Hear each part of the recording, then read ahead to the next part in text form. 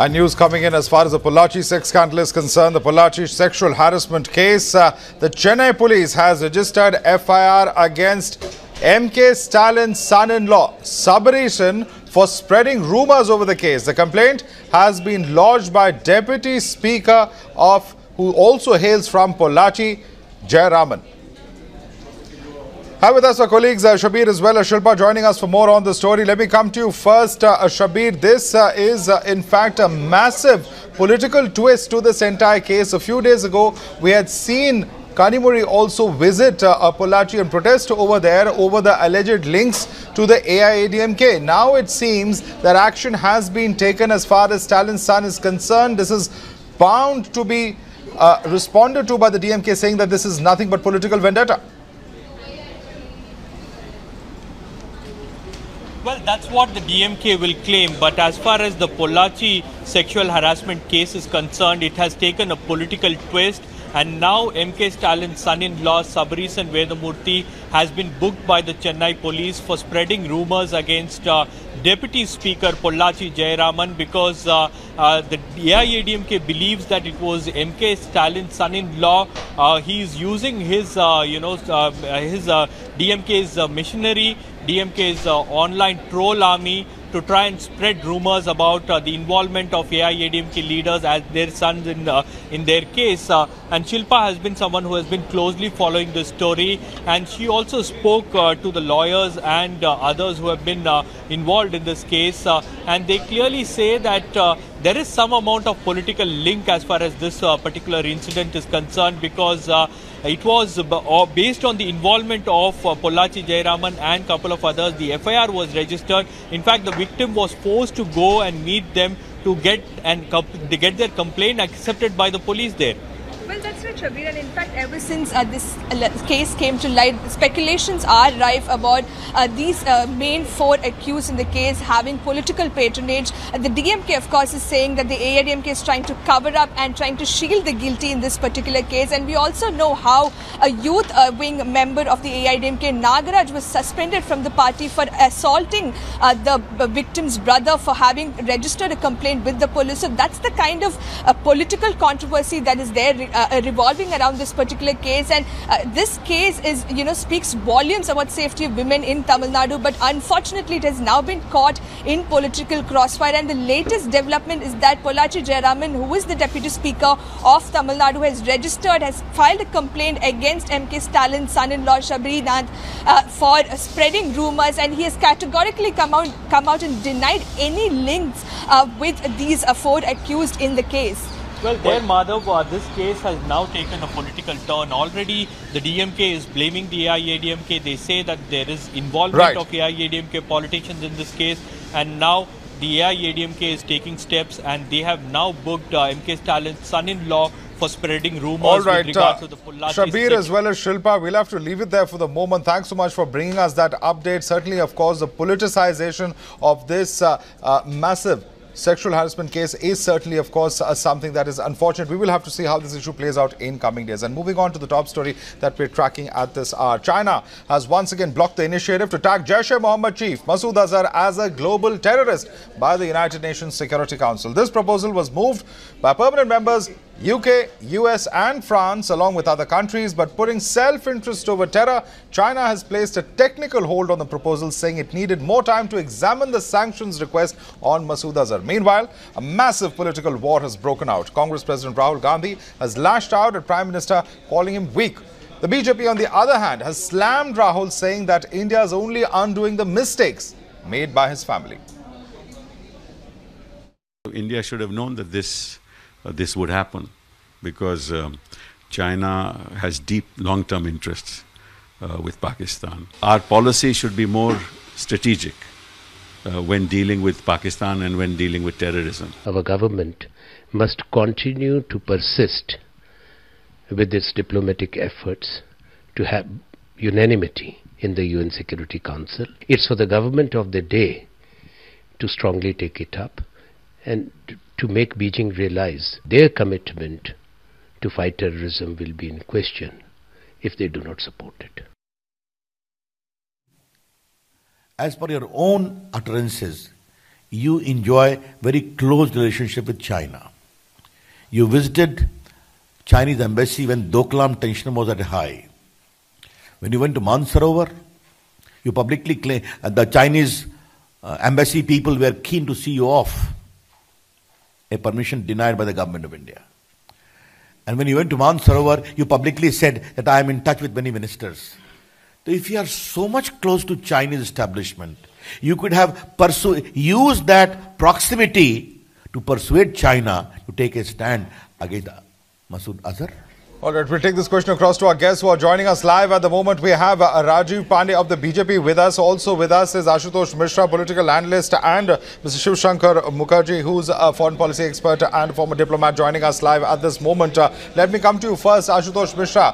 While, of course, on one hand, we are seeing what has transpired as far as United Nations Security Council is concerned, the BJP has been quick to blame what has happened in the past as far as the Congress party is concerned and the legacy of the Nehru Gandhi family for what is taking place today. How do you respond to that first, Ashutosh?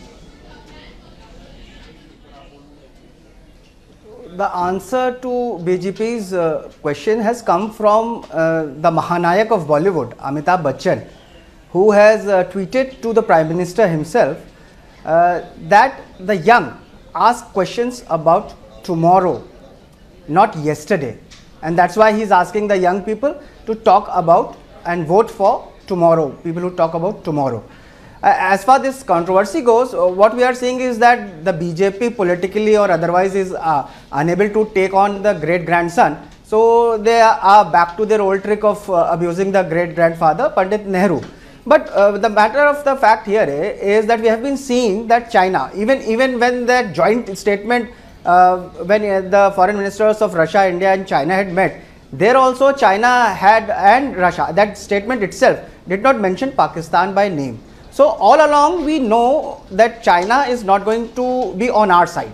Right, okay. They are so much, they have invested so much in Pakistan, and Pakistan army helps them keep the Taliban away from I want to quickly bring in Rajiv Pandey on this as well. Rajiv Pandey, the question is this: when Randeep Surjewala tweeted earlier today, he said that what has not happened as far as Masood Azhar is concerned or Jaish-e-Mohammed is concerned is what has taken place earlier as far as Hafiz Saeed is concerned, and that happened during the UPA regime. So very clearly, the Congress party is comparing the performance as far as the ability to declare them, these individuals, as global terrorists, and of course the sanctions that are imposed as far as UNSC is concerned, comparing the what he calls the success of the UPA regime with this kind of a situation in the NDA regime. Rajiv Pandey.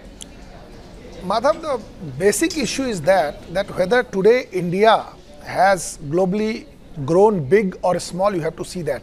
Today that sanction, before that council, who has brought the motion? It is brought by America, France and Britain. China, because China thinks that India is growing and India is a competitor. So just to keep their interests safe, they have opposed this motion. But what Congress has done, same way like Randeep Surjewala, when this terror attack, Pulwama terror attack had happened, he came and talked about something, that 56-inch and all. Today also, when we could not get him listed as a terrorist, he came and talked about that. You know, China, that's why if you see the response of BJP also, that what we have said, that this power is also given by your great-grandfather. As far as that we are unable to fight with the great grandson of Nehruji, that is a very mediocre argument, because the reason is he is so happy the moment something happens, like whether it is Pulwama terror attack or today what has happened, he is very happy. And he comes and starts talking like this. Unfortunately, Shiv Shankar Mukherjee, unfortunately, you know, we have a situation now in this country where every aspect of foreign policy is so severely politicized. One really wonders, you know, at the end of the day, whether there should not have been a consensus. And this is not the situation we saw a few years ago. But, you know, in the run-up to the elections in particular, what we are seeing is the unfortunate specter of even approaching the UNSC, even that kind of a situation where you should see the country coming together, whether it is taking on Pakistan.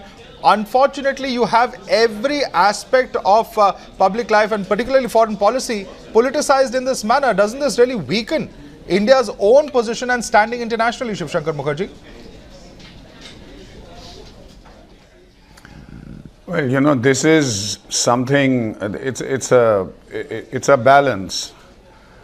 When you have an open society, when you have a genuine democracy like India, then criticism of government policy by whether it's the opposition or whether it's civil society or whether it's the media is actually acceptable and in fact to be desired. But I do agree that in this instance and in various other instances in recent years, the politicization has gone down to levels which are totally devoid of logic and simply engaged in simply, on the something like mudslinging for the sake of mudslinging, and I have no further comment on that. On the substance of what has happened, I think as far as my opinion is concerned, simply listing Masood Azhar as a terrorist doesn't do much in our attempt to curb Pakistan's export of terrorism to India. Out of the 300 and odd entities and individuals named in the UN list of terrorists, more than 100 are from Pakistan and nothing has happened to them. But it is a significant diplomatic victory for India. Well, I wouldn't call it victory, but a diplomatic achievement. The whole of the world is united virtually, minus China. Yes. 14 out of the 15 members of the Security Council voted for this, and only China vetoed it or put it on technical hold. Therefore, our future course of action is clear. Number one, we must continue with our diplomatic efforts to isolate Pakistan and show its real face of supporters of terrorism to the world. But more than that now, the real foreign policy challenge is China, and therefore we should use this opportunity at on every occasion, on every platform, to tell China bilaterally and to the international community wherever possible that it is China that is not serious about this is something that has to be debated, and we will discuss this. Gentlemen, we have to slip into a quick break now, and we will certainly discuss what India needs to do and whether our political leaders will really have the will to walk the talk of all the promises that are being made. We'll come back on the other side of this very short break. Don't go anywhere. All right, let's go right across to our guests who are joining us for more on the story. In fact, before we went into the break, Rajiv Pandey, we saw Shiv Shankar Mukherjee come out to say that stronger action needs to be taken as far as China is concerned. We need to keep reiterating India's position at every international forum so that it cannot be ignored by China. Rajiv Pandey, the question that I'm asking is this, that will our political leadership of the day actually have the will to carry out such a move? Because even as far as the statement that has been formally released by the government does not mention China. And that is a very serious lapse, as many observers, not just me, but several observers of the last 24 hours to 36 hours have, in fact, last 18 hours or so, have been observing that if we can't even name China, how are we going to take on China? Madhav, the whole world knows that who has stopped this. It is China. When there is a diplomatic things, it goes that way. And diplomatic people have already taken... But not even naming China, sir. Listen to me, Madhavji. You know, how you know that government will not take further steps? Government has taken this step, and as Mukherjee ji has rightly said, that out of 14 people, 13 people have supported India. 13 countries. Everybody knows, the whole world, that Azhar Masood and his gang and these other terrorists, Hafiz Saeed and all, are not only bleeding India, they are bleeding Afghanistan, they are bleeding Iran. So the whole world is concerned about this, and if China is keep on doing like this, it will isolate China only. Because it's not only India, India is on the right path, but this also shows the maturity that India has said that till you have a time that you again do the course correction, China can do the course correction and can do something against the terror. Right now the whole world knows that China is with the terror. India is not with terror. India is showing to the whole world that we are facing terror strike and terrorist activity through these organizations set up by Pakistan. And Pakistan is being backed by China. Second point which I want to say, Madhav, we have to create a political will in this country, and people of this country should know that who is our real enemy and who is supporting them. I think these kind of things will help the political leadership to take a call against the people who are supporting the terror groups which are attacking and bleeding India.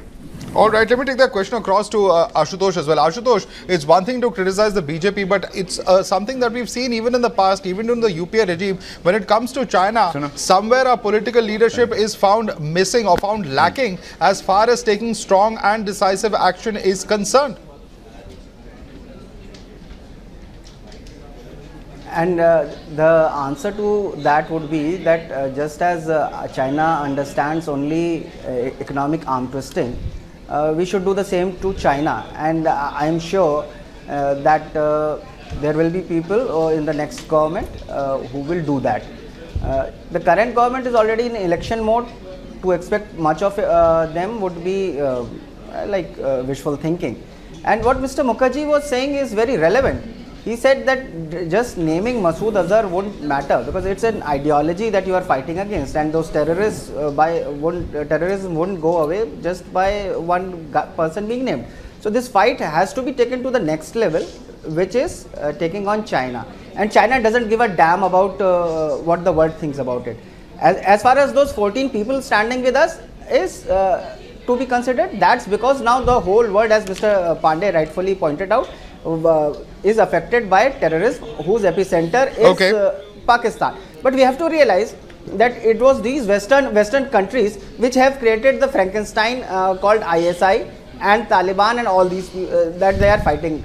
Even US, which is speaks about standing with us, is seeking We'll have to leave it there for the moment. Ashutosh, as well as Rajiv Pandey, as well as Mr. Shiv Shankar Mukherjee, I'd like to thank all of you for joining us on this discussion. Clearly, of course, what action India takes in coming months will certainly be very decisive in seeing really how persuasive Indian diplomacy really can be, and whether we can actually go ahead and ensure that action is taken as far as Masood Azhar is concerned. Thanks so much for joining us on this show. Time now for a quick break. More updates coming up on the other side. Stay tuned.